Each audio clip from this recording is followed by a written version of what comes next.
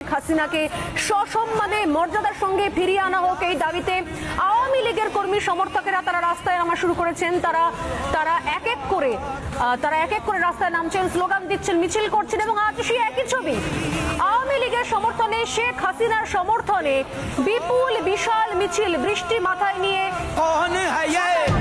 সেই মিছিল দেখতে পাওয়া গেল।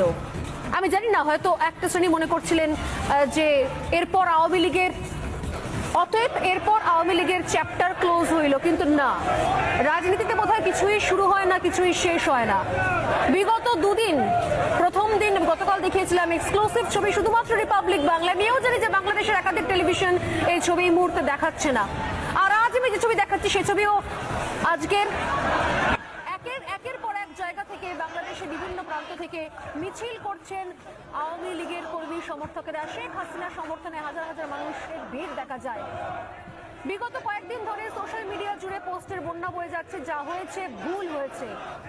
অন্তত শেখ হাসিনা থাকার সময় দেশ তবু এগোচ্ছিল। এই ধ্বংসাত্মক দেশ, এই জল্লাদের